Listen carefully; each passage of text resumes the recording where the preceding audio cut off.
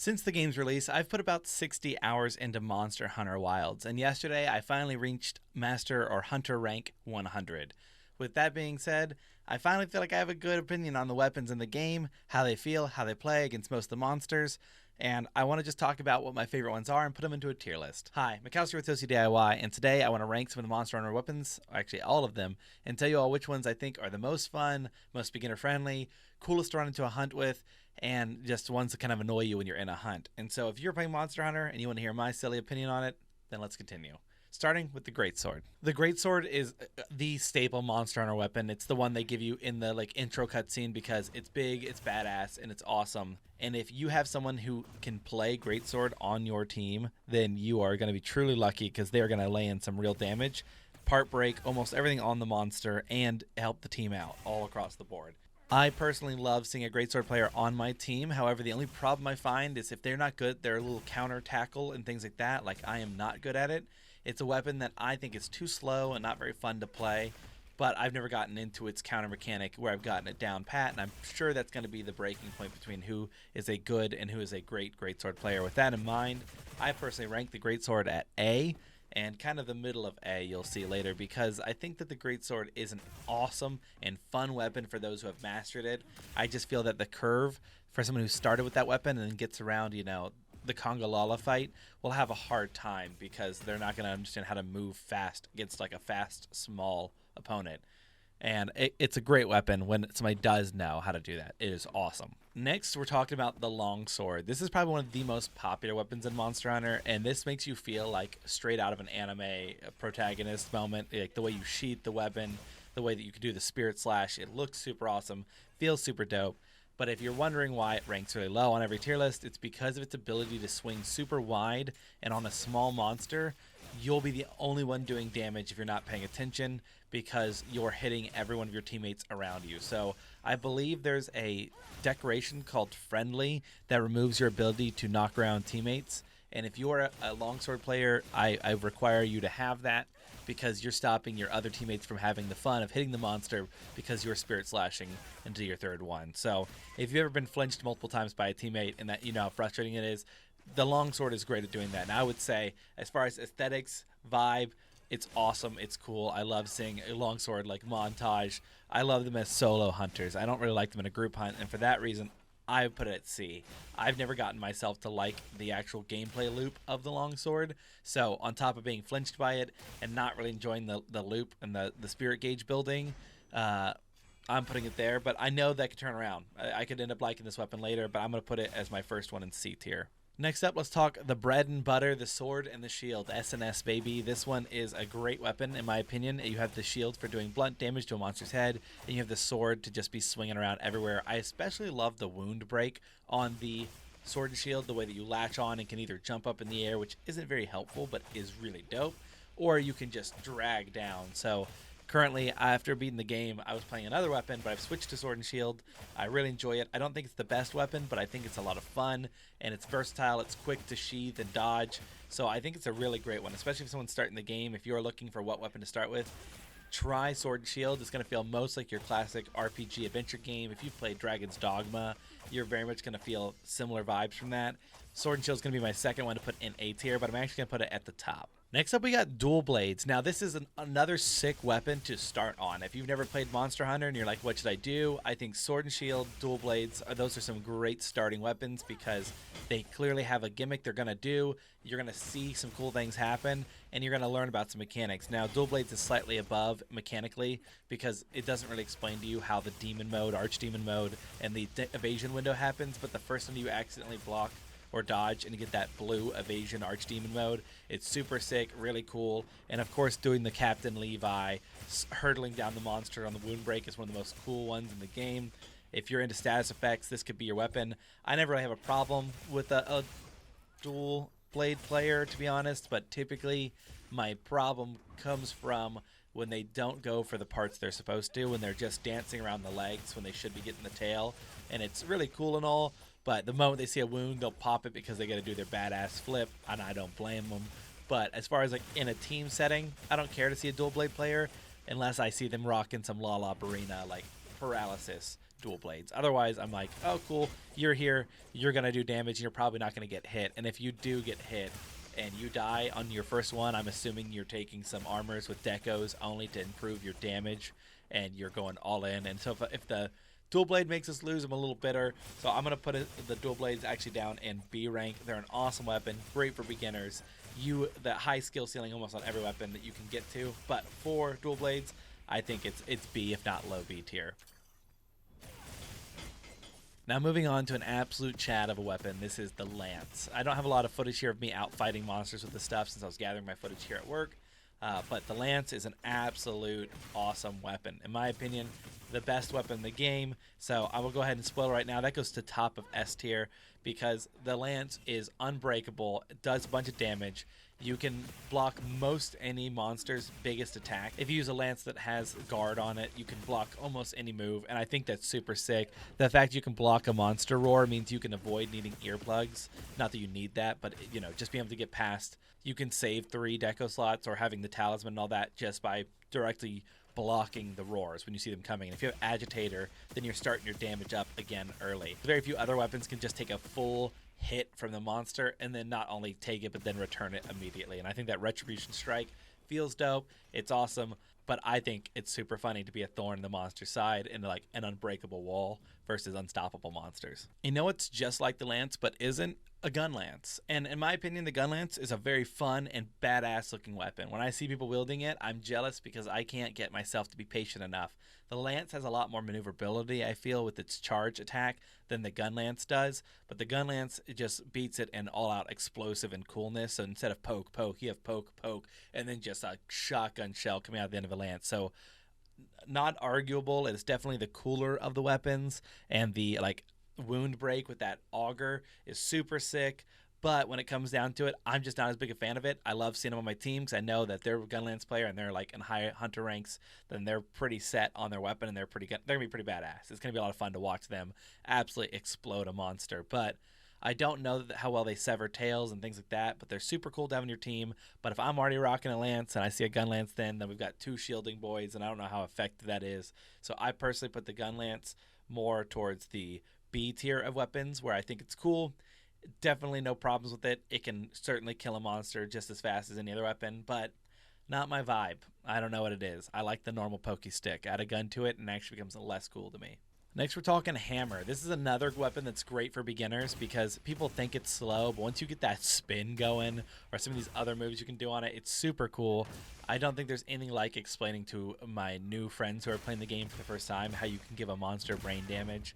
And they're kind of like thinking I'm joking, but when they see the monster drool for the first time after hitting them in the head with a hammer or that big bang combo, like nothing beats feeling that big bang and true strike from the great sword and the hammer. Those two have some of the most fun payoff moves, especially when they learn they get to be the one to wake up the monster every time. It's super sick. They really enjoy that. And I think hammer, always good to have because a lot of times we have a lot of people on the tail trying to cut it off, and we need somebody to be designated head damage dealer so that we can be getting full damage across the monster's body, because the problem is that we've got somebody, on a long sword on the tail and then sword and shield on the tail. If he doesn't have flinch free and they don't have friendly, they're bumping each other a whole bunch and we're losing damage, while that person on the head is just knocking away at it with the hammer. It's really fun. So I put hammer low on the A tier only because I don't play it that much, but I'm always happy to see a hammer around. There's just something that's a little bit better than a hammer in my opinion. And what's a little bit better than a hammer? It's the hunting horn. I think if you're gonna play hammer, you should play hammer. It's awesome. It's a lot of fun. But if you are good enough, if you can take that next step, just play hunting horn. I get there's gonna be some damage loss, but the group damage buff is amazing. So I would say solo hunting, you should do hammer. Group hunting, you should do hunting horn. I think it's super awesome. The bubbles, the defense, the healing, the sharpness, the sonic immunity. It's like giving everyone an extra piece of armor on their character, which can mean a lot of deco slots or a lot of buffs that you're going to give them. And there's some cool builds out there. I've seen one where somebody does mushroom answer and hunting horn, and they do the item prolonger in wide range. So now they're eating the mushrooms, giving everyone armor skin and devil juice. I forget what it's called, the little red potion, demon juice. And so it's awesome. It's really cool that they can buff up the whole team and then buff them up more. It makes fights go quicker, makes fights safer, especially when people aren't good at getting themselves heals off. When the hunting horn's there and they're just supporting the whole team, I almost never fail a hunt that way because you just constantly hear "thank you" as everyone's character gets healed, buffed, and all that through the whole fight. So hunting horn players, you're S tier. All right, unbreakable wall, lance, and a hunting horn can't go wrong. I think that's the coolest combo, and that's why those are both my S tier. But I will put hunting horn second to lance because I like being the pokeboy. I love having a healer. No one dislikes a hunting horn. Next, we have the switch axe. Now, I'll be honest, switch axe is probably my least played weapon in all of Monster. I don't think I've ever gone out and hunted a monster with a switch axe. Is it cool? Yeah, but is it like greatsword? Too close to me, but a lot more wild and voracious than the greatsword is. You got a lot of big, heavy attacks, this big discharge you can do. I think it's cool, but the switch weapons just have never landed with me. I go more charge blade than switch axe. I think the morph is dope. I think it's really cool. I just don't really fall into it very often, so I apologize. I'm going to put this one at a pretty low rank because I never really notice the switch axe players. I never see them doing something that's super crazy, like getting that big guard off like a charge blade can do, and then doing their big elemental discharge. Switch axe is usually more low-key. I don't usually notice them during hunt, and I think that's odd. I'd rather it's, make an impression on me. At least the longsword's doing something and I'm getting hit while they're doing it, but at least they're doing something. I don't often notice a switch axe. Now, I have a good friend who loves switch axe. I don't know. Just, I don't feel it. I try it and it doesn't work for me. So it's actually going to be my lowest at the current moment, at the low bottom of C, below the longsword. Speaking of the charge blade, we have that next, and I think this is an awesome weapon. I think it's one that if you can do sword and shield and then you get really good at it and you like sword and shield, that if you want to take the next damage step and you want to be doing more damage without having to just get it to deco slots and like really optimizing your gear, you just go to charge blade. You start getting that idea of like, how to shield, so you're shielding on the right times for the guard up. You're getting around and you understand that kind of maneuverability. That sliding slash is a lot like when you're holding left trigger and you're just dancing left and right with your attacks on the blade. It's awesome. And then, of course, the elemental discharge, the charging the file, the charging of the shield. It's so sick when it goes off. And when you hit that big hit, it is just dopamine city. I think it's awesome. The problem is I usually just don't have the patience to get that full charge up before that monster's run away, and I'm not good enough with the monster's movement in order to hit that big swing. What I'll typically do when I want to take it out on a hunt is I just bring traps. I charge it up, and then I drop a trap because I want to get my big hit, and I don't want to have a chance of missing. So I trap the monster, and then it's time for elemental discharge, and I'll just do the whole thing. My trap will go away, and I got to do that once per hunt where I guarantee that huge hit. And because of that, charge blade, I see them do awesome things. I love the morphing. It's such a sick mechanic. I'm going to give Charge Blade a rank right underneath the Sword and Shield because I think it's more versatile to use Sword and Shield, and I think more people will have more fun playing that. But those who play the Charge Blade, it's sick. It's awesome. Next, we're talking about the old bug stick, the insect glaive. Now, this was my favorite weapon for the longest time, and I think it's had quite the fall from grace personally, only because I think with Rise having the ability to do, what was it called, the monster mounting, wyvern riding, where you could just drive them places, I feel like it lost a lot of its value because everyone can get on top of the monster once, no matter what. It's just after the monster leaves the first time, the second time you encounter it, you jump it and you hit it. That's enough to break the first threshold. You won't mount it again unless you're an insect glaive or going for it, specifically trying to get that mount again. That threshold the second time is just pretty hard to break. But if you have a team of people, you'll probably break it twice in the fight. But if you have to be fighting a bigger monster like Arkfeld in order to have that number of people to get that much damage on the jump in. But I honestly think that Insect Glaive, super fun. I love the aerial stuff. I never loved the grounded stuff. I always thought it was fun to be able to avoid a lot of attacks, be able to follow a Rathalos in the air and knock it down. I just don't feel like I'm doing that much damage this time around. I built out a set for the Insect Glaive because I wanted to have one because I love the weapon. But I just don't feel that I'm doing as much. And I love that big Rising Storm attack. It looks super cool. But like I've yet to get that part break off while I do it, or to get any really cool moments that made me feel like Insect Glaive was how it was. So with that in mind, I love Insect Glaive, and with a heavy heart, I put it at the top of C. But I just don't like it as much anymore. It used to be my guaranteed game-winning weapon. I just go in there, and it was that. But now Lance has taken that spot, and a rude fall, for the pre-nerf when they said they were going to give it no dancing, like sky dancing abilities, or you couldn't bounce. I was really sad, and I thought I'll never play this weapon again. I'm glad they brought that back because that's what makes it unique. But it's just not as good as I remember it being.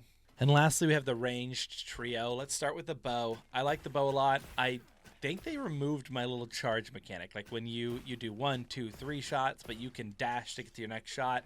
I really enjoyed that in Rise. I replayed through Rise with just bow and arrow.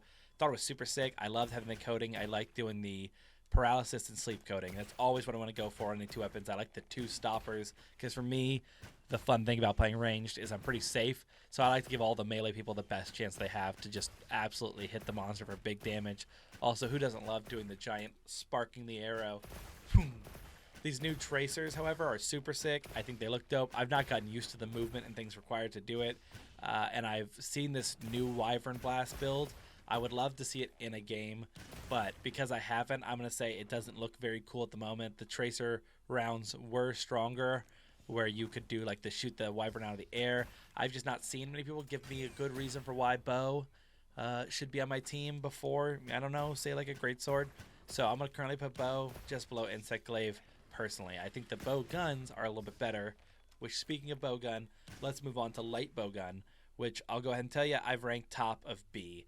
Reason why, light bowgun, also very strong. All these weapons can get like a 3-minute, 4-minute kill timer on the strongest monster in the game. So I'm not saying any of these are weak. But when it comes to bowgun, for me, the gameplay loop is what's boring. The bow had this shoot, shoot, dash, shoot, shoot, dash, shoot, shoot. The bowguns are typically bang, bang, bang, bang, bang, bang, roll. Bang, bang, bang, bang, bang, bang, roll, roll, roll, roll, bang, bang, bang, bang, bang, bang, and that's it. It's just this movement between I'm rolling and I'm shooting, I'm rolling and I'm shooting, I'm rolling and I'm shooting. And without the right ammo types, you just end up like you're never really going to take the tail off. You're not going to be as effective to the team. You're just more a constant damage source, but you're not without a paralysis ammo or a elemental to beat the monster. You're not really doing anything as flashy, in my opinion.